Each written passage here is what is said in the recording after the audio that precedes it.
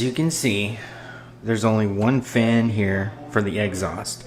No fans here, no fans here. This is a proprietary case. This little bitty fan in the back was not even working when it came in the front doors. There's no airflow going on inside of a massive case with a 3080 standard just heating up the entire system. Very, very critical.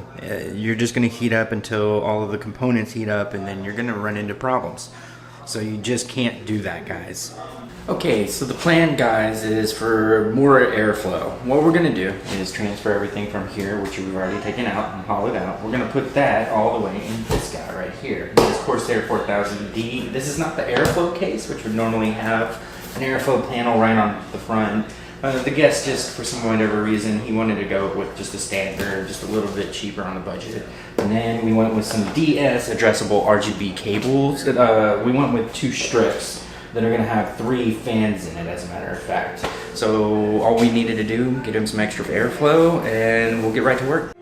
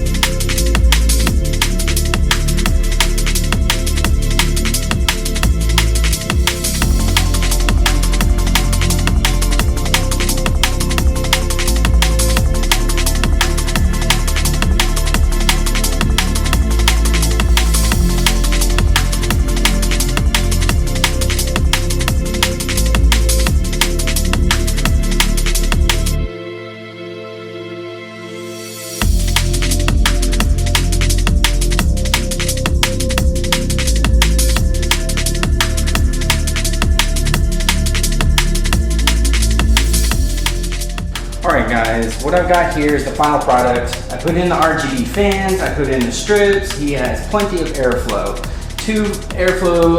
We've got 2 fans on the front, 2 fans on the back. We also have exhaust, so that you've got 1, 2, 3 going down, 1 coming in, as well as 1 exhaust, like I said. You have plenty of airflow. You can get away with this on lower end components, but these are higher end. It's an i7 11th gen with a 3080, that's an RTX. Those are big components. You don't want those heating up and just sitting there. Your computer will bake like a little bitty oven. So keep your performance fresh, guys. Any questions, any help, just give us a call, 281-647-9977. Thanks, guys.